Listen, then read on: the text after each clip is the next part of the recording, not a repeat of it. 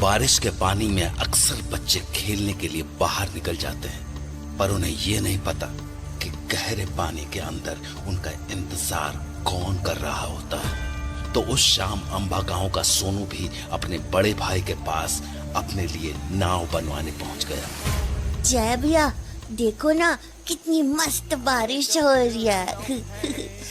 मेरे लिए एक मस्त बोट बना दो ना, वाटरप्रूफ वाली। बाहर सड़क पे मस्त चलाऊंगा उसको। लेकिन सोनू, कौन जा रहा हो बाहर? हाँ? अरे कौन जा रहा हो? दादू वो। कोई ना जाओ बाहर बारिश में खेलने। पर दादू, मैं तो बोट चलाने जा रहा था। बोला ना कोई ना जाओ बाहर। यो साल उसके वापस आओ को साल है। किसके वापस आने का साल दादू? उदू के। उदू? वही उदू ना दादू, जो नदियों और नालों में बच्चों का शिकार करता है।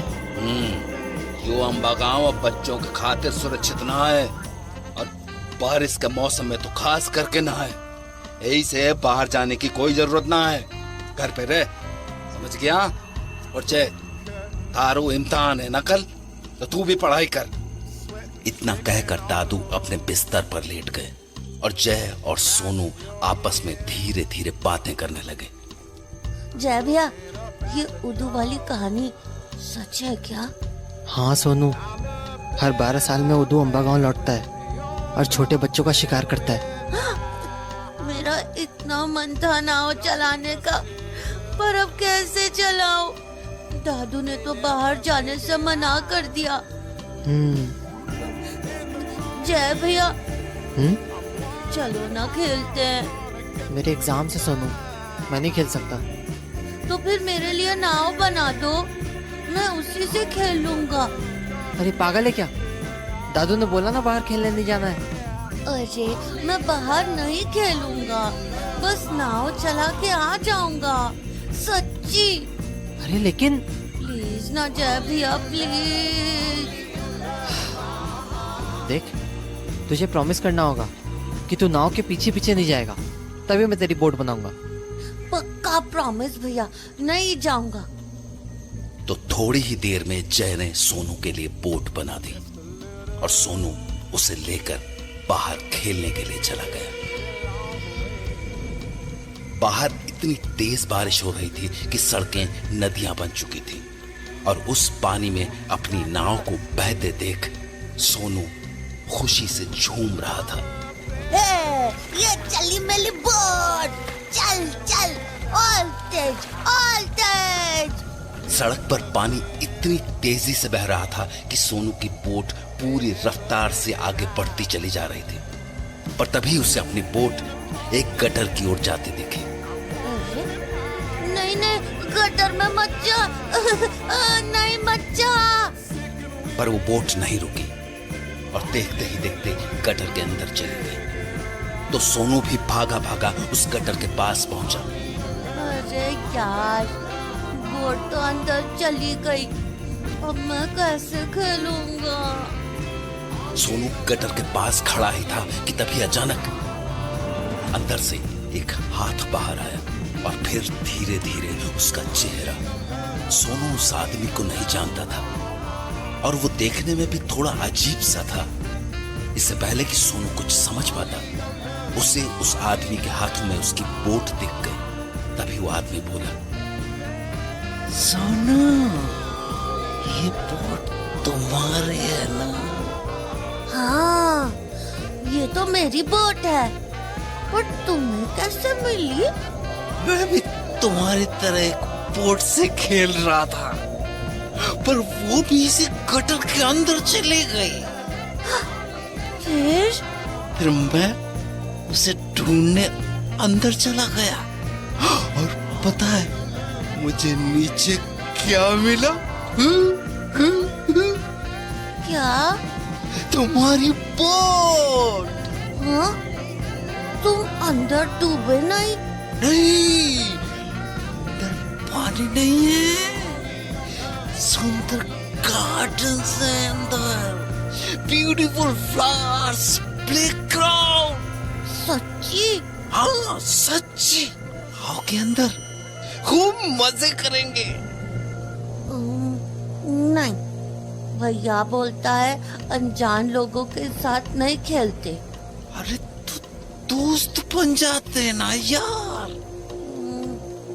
नहीं, मुझे डर लगता है, मैं जाता हूँ।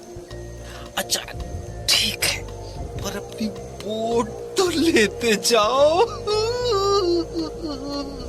लाओ।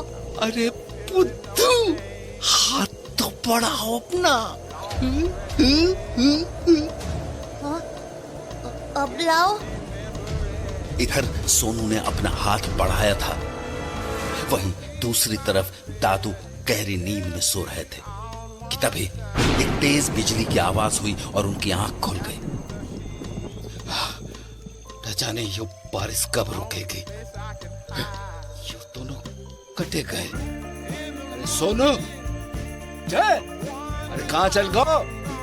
डर के मारे जब दादू हड़बड़ाते हुए कमरे से बाहर आए तो उन्हें जय दरवाजे पर खड़ा मिला। जय, तुम यहाँ क्या कर रहे हो? और सोनू कटे हो? वो दादू, वो यहीं बाहर बोट से खेल रहा था, पर अभी तक आया नहीं। अरे दिमाग फिर गया है कहा तुम दोनों को? मना की थी ना तुम दोनों से बाहर जाओ को, फिर क्यों जान दो उसको? तो दादू, मैं तो... चुप कर, घर में जाकर बैठ जा, मैं जा रहा हूँ उसको ढूंढने। तो दादू हड़बड़ाते हुए घर से निकल गए और हर ओर सोनू को आवाजें लगाने लगे।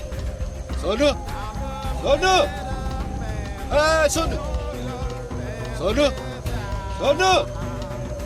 पर सोनू का कोई जवाब नहीं आया। फिर घर से थोड़ी दूर गटर के पास दादू को सोनू की बोट मिली, जिसके ठीक ऊपर एक लाल गुब्बारा हवा में तैर रहा था। उस गुब्बारे को देखकर दादू का दिल बैठ गया, क्योंकि अंबा गांव में लाल गुब्बारे को उदू की निशानी माना जाता था। तो हताश होकर दादू ने वो पेपर बोट उठाई और घर लौट आए। उनके घर लौटते ही जय बोल पड़ा, दादू, सोनू कहाँ है? कहाँ गया वो? दादू। जय लगातार सवाल करता रहा, पर दादू ने कोई जवाब नहीं दिया और जय के हाथों में सोनू की बोट थमाते हुए अपने कमरे में चले गए। ये तो वही बोट है जो मैंने सोनू के लिए बनाई थी। दादू, बताओ ना, कहाँ है सोनू? दादू। दादू कुछ नहीं बोले और जय ने पूरी रात उनके जवाब के इंतजार में बिता दी। अगली सुबह जब वो स्कूल गया तो एग्जामिनेशन हॉल में उसका दोस्त मोंटी उससे बोला, ए जय, एग्जाम की तैयारी कैसी है? क्या हुआ? तेरा मुंह क्यों उतरा हुआ है? सोनू खो गया यार। क्या? खो गया? कैसे? पता नहीं यार, कल बारिश में खेलने गया था बाहर, तब से लौटा ही नहीं है। लौटा ही नहीं मतलब? वो तो घर से दूर जाता ही नहीं कहीं। वही तो, एग्जाम नहीं होता तो मैं उसको ढूंढने चला गया होता। कोई नहीं, तू चिंता मत कर, पेपर देते हैं, उसके बाद ढूंढने चलेंगे। ठीक है, तो पेपर के बाद मेरे घर पे आ जाना, उधर से उसे ढूंढने चलेंगे। ठीक है, चल अभी के लिए ऑल द बेस्ट। तुझे भी। तो उसके बाद जय अपनी सीट पर चला गया और एग्जाम शुरू होने पर मोंटी भी अपना पेपर लिखने लगा। पर तभी उसे अपने पीछे से एक आवाज आई, मोटे, मोटे। वो आवाज ओम की थी, जो स्कूल का सबसे बड़ा गुंडा था और बदकिस्मती से वो मोंटी के ठीक पीछे ही बैठा था। अबे मोटे, सुनाई नहीं दे रहा क्या? क्या हुआ? चुपचाप मुझे अपनी कॉपी दिखा, मुझे कोई भी सवाल नहीं आ रहा है। पर क्या पर कर रहा है? देख, तूने कॉपी नहीं दिखाई ना, तो तेरा वो हाल करूंगा कि घर जाने लायक नहीं बचेगा, समझा? मोंटी जानता था कि ओम मजाक नहीं कर रहा था, उससे पूरा स्कूल कांपता था, इसलिए उसने उसे अपनी कॉपी दिखाना ही बेहतर समझा। पर तभी मोंटी के मन में एक ख्याल आया कि अगर वो ओम को अपने सवाल नहीं दिखाएगा तो ओम पक्का फेल हो जाएगा और अगली क्लास में उसे ओम को झेलना नहीं पड़ेगा। तो पलटकर मोंटी ने ओम से कहा, मैं तुझे क्यों दिखाऊं? मुझे एग्जाम लिखने दे। उसके बाद ओम ने कुछ नहीं कहा, पर उसकी आंखों में मोंटी के लिए गुस्सा साफ दिख रहा था। थोड़ी देर तक वो वहीं बैठा रहा। फिर टीचर को अपनी कॉपी देकर एग्जामिनेशन हॉल से बाहर जाने लगा। पर जाने से पहले वो मोंटी के पास रुका और उसे गुस्से से देखते हुए बोला, तू बाहर मिल बेटा। अगर तू आज अपने पैरों पे चल के घर चला गया ना तो मेरा नाम ओम नहीं। ओम की धमकी सुनकर मोंटी बहुत डर गया, क्योंकि वो जानता था कि आज स्कूल के बाद ओम उसे नहीं छोड़ने वाला था। इसलिए एग्जाम खत्म होते ही वो छुपते छुपाते अपने घर की ओर चला आया और वहां अपना स्कूल बैग रखकर जय के घर जाने लगा। पर अभी वो आधे रास्ते ही पहुंचा था कि उसे अपने बाईं ओर वाले तालाब के ऊपर एक बड़ा सा गुब्बारा दिखा। वैसे तो मोंटी की उम्र गुब्बारों से खेलने की नहीं थी, पर उस लाल गुब्बारे ने मानो उस पर कोई जादू सा कर दिया था। मोंटी उस गुब्बारे को पकड़ने के लिए पानी में जाने की सोच ही रहा था कि तभी उसकी नजर तालाब में तैर रही एक कमीज पर पड़ी। मोंटी उस कमीज को देखकर तुरंत समझ गया कि वो कमीज सोनू की ही थी, क्योंकि उसने आखिरी बार सोनू को उसी कमीज में देखा था। उस कमीज को देखने के बाद मोंटी के दिमाग से उस गुब्बारे का ख्याल निकल चुका था। अब वो बस सोनू की उस शर्ट को तालाब से निकाल लेना चाहता था। पर अभी वो तालाब में उतरने की सोच ही रहा था कि उसे अपने पीछे से एक आवाज आई, ओए मोटे, पानी में सुसाइड करने जा रहा है क्या? ओम की आवाज सुनकर मोंटी की रूह कांप गई। गुब्बारे और जय की मदद करने के बीच वो ये भूल ही गया था कि ओम ने उसे सबक सिखाने की धमकी दी थी। ओम, तुम क्यों आए हो यहाँ? साले मोटे, अब तू मुझे बताएगा कि मैं कहाँ हूँ और कहाँ नहीं। मैं यहाँ तुझसे हिसाब चुकता करने आया हूँ, समझा ना? क्यों? कौन सा हिसाब? अच्छा, साले हाथी के बच्चे, इतनी जल्दी भूल गया? याद है ना क्या कहा था तूने मुझे एग्जाम में? ओम भैया, वो गलती से। ओहो, ओम भैया, तू तो मिमियाने लगा बे। अब चुपचाप यहाँ चल। मोंटी जानता था कि वो यहाँ से कहीं नहीं भाग सकता।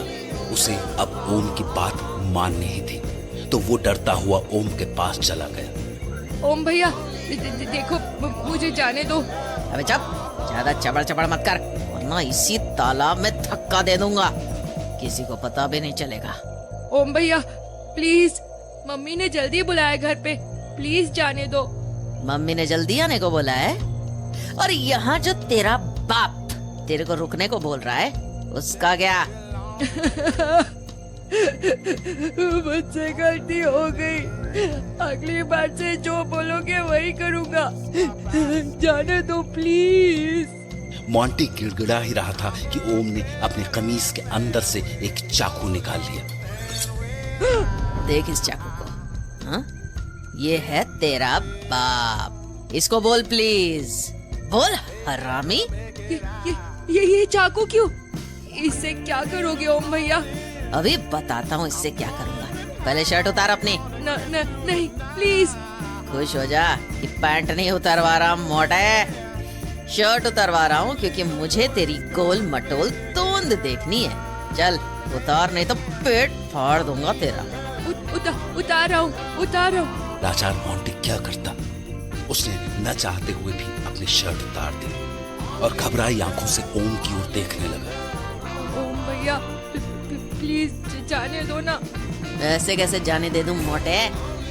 अभी तो मुझे तेरे पेट पे चाकू से गोला बनाना है, बिल्कुल ओ जैसा, ओम का ओ, जिससे तू जिंदगी भर याद रखे कि ओम से हरामी पना नहीं करना चाहिए। ओम अपना चाकू लेकर मोंटी के पास पहुंचा ही था कि मोंटी ने उसे जोर से धक्का दिया और वहां से भाग निकला।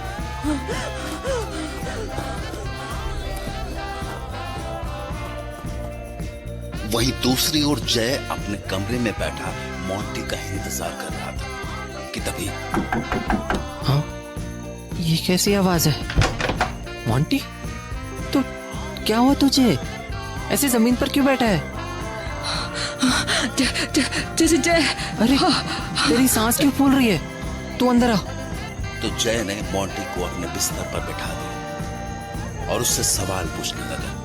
मोंटी क्या हुआ तुझे? इनहेलर। देखो तो अस्थमा का दौरा पड़ रहा है। इनहेलर कहाँ है तेरा? हर समय तो रखता है तू। गिर गया। अरे यार,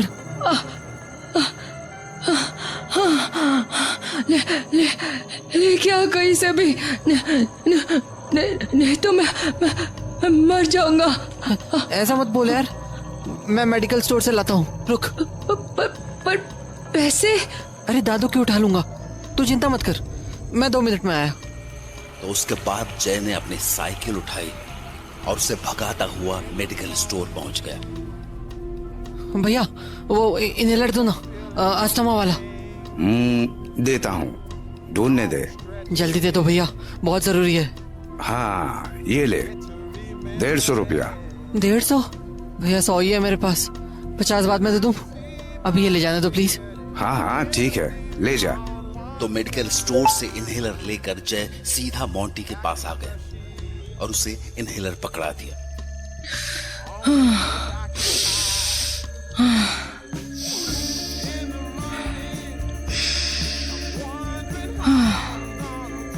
थैंक्स यार, तूने मेरी जान बचा ली। पागल है क्या? थैंक्स क्या बोल रहे हैं? वो तो अच्छा हुआ इनहेलर टाइम से मिल गया। वैसे तेरी सांस क्यों फूलने लगी? कहीं से भाग के आया था क्या?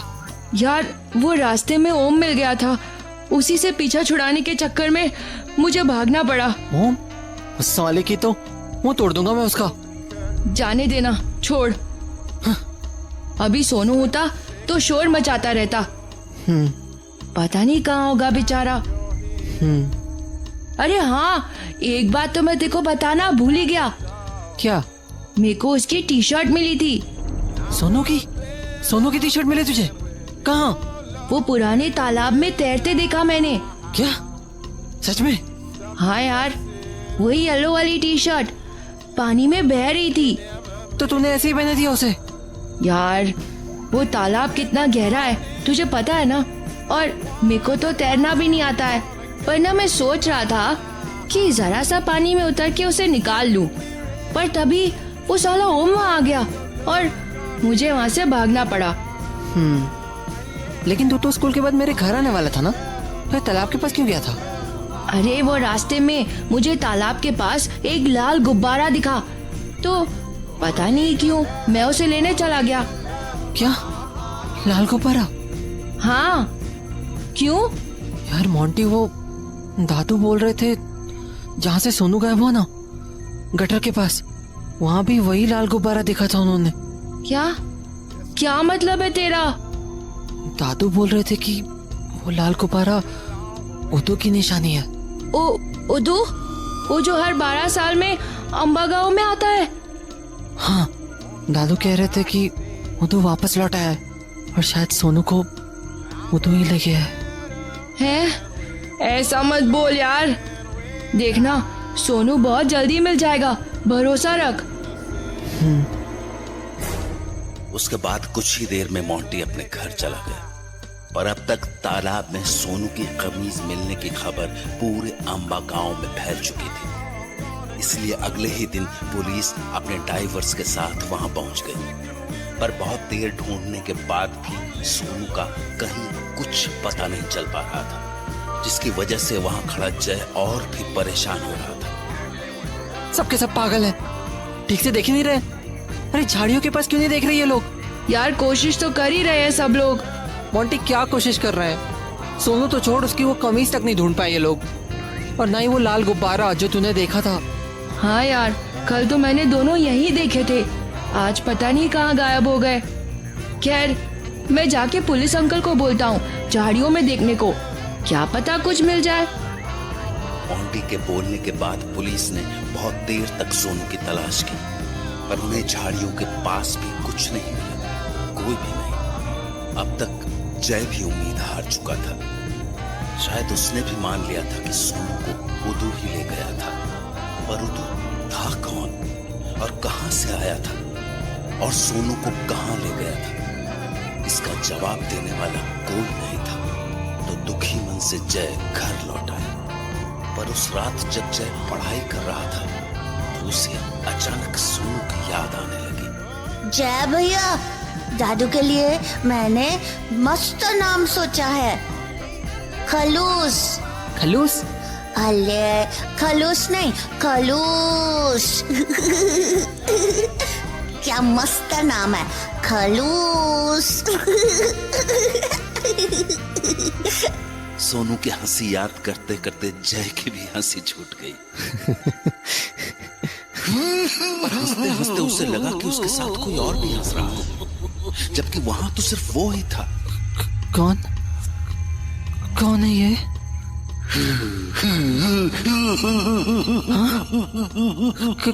कौन है? उस हंसी को सुनकर जय इतना डर गया कि उसने अपनी किताब बंद की और कंबल में छुप गया। डर के मारे जय पूरी रात नहीं सो पाया और शायद इसीलिए अगली सुबह स्कूल में उसे बुखार आ गया। बुखार के कारण वो ठीक से अपना एग्जाम पेपर भी नहीं लिख पाया। उसके पीछे बैठी परी ये सब देख रही थी। जय की क्लास में पढ़ने वाली परी जितनी सुंदर और मासूम थी, उसका बाप उतना ही बेरहम। वो उस नाजुक सी बच्ची को रोज बेवजह मारता था। आज भी परी की बाह पर बेल्ट की मार के निशान थे। तो जब वो पेपर दे के हॉल से बाहर निकली तो जोर की बारिश हो रही थी। तभी उसे वरांडे के कोने में जय दिखाई दिया, अकेला, घुटनों के बीच सर छिपाए, कांपता सा। तो वो उसके पास पहुंची। जय, जय, क्या हुआ? पेपर नहीं लिखा तूने ठीक से? कितना कांप रहा था। बुखार है क्या तुझे? हाँ, देखो तो कितना तेज बुखार है। घर क्यों नहीं जाता तू? चला जाऊंगा। कैसे जाएगा? छतरी है तेरे पास? नहीं। तो भीग के जाएगा क्या? नहीं, बैग रख लूंगा सर पे। पागल है क्या? देख मेरे पास छतरी है। चल मैं तुझे घर छोड़ाती हूँ। नहीं नहीं, मैं चला जाऊंगा। बोला ना चल मेरे साथ, अब बहस मत कर। तो परी की बात मानकर जय उसके साथ स्कूल से निकल पड़ा। परी से आती महक ने जाने कैसा जादू सा कर दिया था जय पर कि वो दोनों स्कूल से कब घर पहुंच गए जय को पता ही नहीं चला। चल अब चुपचाप लेट जा और खबरदार जो बाहर निकला आराम से चादर ओढ़ के पड़ा रह, समझा?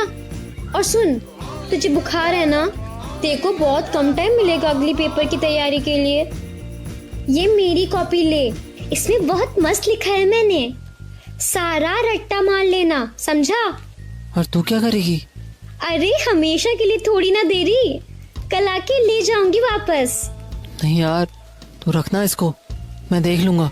अच्छा ठीक, जब फेल होगा ना तुम मेरे को मत बोलना। चिढ़ा रही मेरे को? नहीं, डरा रही। सुन, ये सब कहाँ से सीखी तू? क्या कहाँ से सीखी? यही सबका ख्याल रखना। जैसे तुम्हें को छतरी में लाई, अपनी नोटबुक दी मुझे पढ़ने को, तेरा सब ऐसे ही ख्याल रखते होंगे ना घर पे? हाँ, खूब प्यार करते होंगे ना तुझे सब? हाँ? अरे क्या हुआ परी? अरे बोल तो, क्या हुआ परी? मैं जा रही। अरे पर बता तो सही, हुआ क्या? देख, अगर तू नहीं बताएगी ना तो मैं कॉपी नहीं लूंगा तेरी। चलो बता। देख, गुस्सा नहीं दिला मेरे को। गुस्सा नहीं दिला रहा, प्यार से पूछ रहा हूँ, बता ना। क्यों पूछ रहा प्यार से?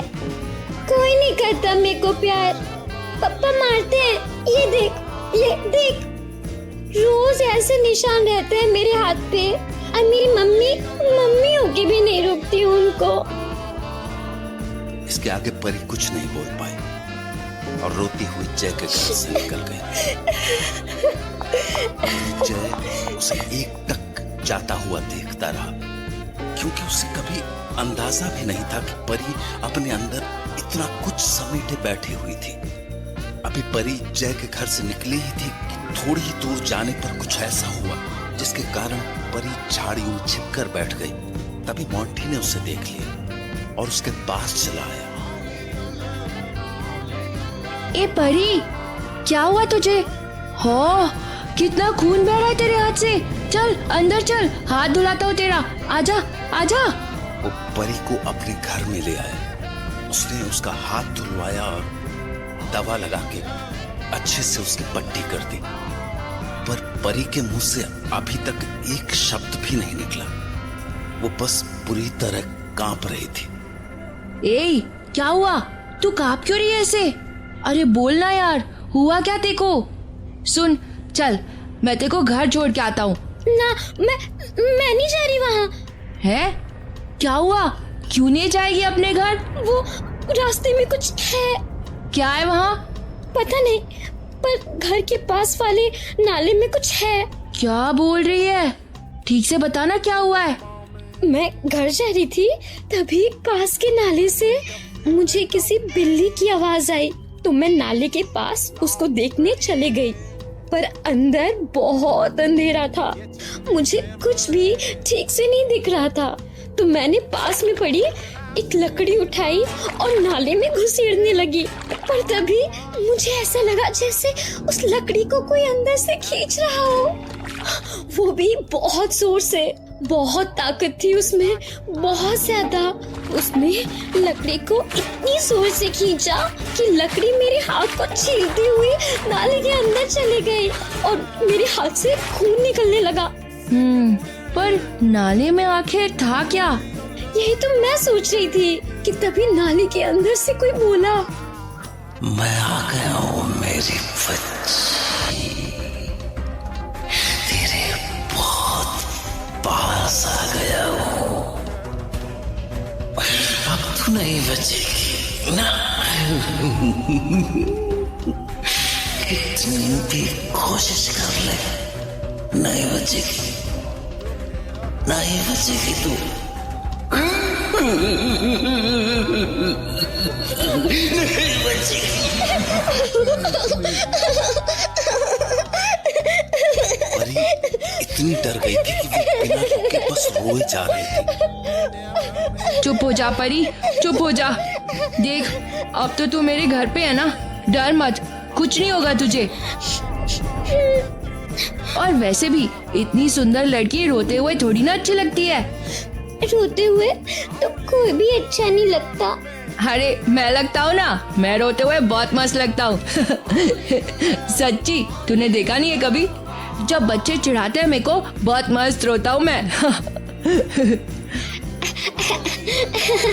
अच्छा मोंटी, सब तेको मोटा मोटा चिढ़ाते हैं, तेको बुरा नहीं लगता? लगता है ना, तभी तो रोता हूँ। पर तू चिढ़ा लिया करना मेरे को। तेरे जैसी सुंदर लड़की चिढ़ाएगी तो बुरा भी नहीं लगेगा। देख, हंसा दिया ना तुझे। हंसा दिया ना। पता है मोंटी, जैसा सब बोलते हैं ना तेरे लिए, तू वैसा नहीं है, तू अच्छा है। मजाक कर रही है ना तू? मैं फालतू मजाक नहीं करती पागल, तू सच्ची अच्छा है, बहुत अच्छा। परी के मुंह से ये बात सुन के मोंटी बहुत खुश हो गया। उसने थोड़ी देर तक परी से बातें की और फिर उसे घर छोड़ आया। पर अगले दिन मोंटी पूरे दिन लाइब्रेरी में बैठा रहा, क्योंकि उसे परी के लिए एक चिट्ठी लिखनी थी। परी, तुम बहुत सुंदर हो और बहुत अच्छी भी और स्ट्रॉन्ग भी। मोंटी अपनी चिट्ठी लिखने में इतना मगन हो गया था कि उसे अंदाजा भी नहीं हुआ कि कब शाम के 4 बज गए। तभी लाइब्रेरियन मैम ने मोंटी को आवाज लगाई। मोंटी, चलो बेटा अब कल आना, लाइब्रेरी के बंद होने का टाइम हो गया है। हाँ, अभी? पर मैम, अभी तो 4 ही बजे है, लाइब्रेरी तो 6 बजे बंद होती है ना। तुमने नोटिस नहीं पढ़ा? नोटिस? हाँ, वो देखो, पुलिस ने नोटिस भेजा है कि 5 बजे के बाद अंबा गांव का कोई बच्चा घर से बाहर नहीं निकलेगा। हाँ, पर क्यों मिस? इधर आओ, बैठो मेरे पास, बताती हूँ। तो मोंटी लाइब्रेरियन मैम के पास जाकर बैठ गया। बेटा, अंबा गांव की हालत बहुत सीरियस है। पिछले दिनों जय के भाई सोनू के अलावा और भी 4 बच्चे गायब हुए हैं अंबा गांव से। हाँ, क्या 4 और बच्चे? हाँ, और उन सभी के कपड़े नालों में मिले। नालों में? क्यों? क्योंकि वो नालों से ही गायब हुए थे मोंटी। ये काम उदू का है। उदू? हाँ, 12 साल बाद उदू फिर से जाग गया है और अंबा गांव के बच्चों का शिकार कर रहा है। बच्चों को ढूंढते हुए वो उनके पास नालियों के रास्ते ही पहुंचता है। लाइब्रेरियन मैम के मुंह से नाली के रास्ते वाली बात सुनकर मोंटी के होश उड़ गए। उसे ध्यान आया कि परी को भी वो आवाज नाली से ही आई थी। मोंटी समझ चुका था कि हो न हो उस नाली में उदू ही था। पर यह सब सोचते हुए जब वो अपनी सीट पर वापस पहुंचा तो उसकी वो चिट्ठी वहां से गायब हो चुकी थी। कहाँ गई? वो चिट्ठी कहाँ गई? हड़बड़ाता हुआ मोंटी चिट्ठी को इधर उधर ढूंढ ही रहा था कि तभी लाइब्रेरियन मैम ने दोबारा आवाज लगाई। मोंटी बेटा, जल्दी से सामान समेटो और घर जाओ। हाँ मैम। मोंटी परेशान होके उस चिट्ठी को हर जगह ढूंढने लगा। तभी उसकी नजर बगल वाली खिड़की की ओर गई और उसे खिड़की से बाहर वही लाल गुब्बारा दिखा जो उसने तालाब के पास देखा था। उदू! मोंटी बेटा, जल्दी करो, बाहर निकलो।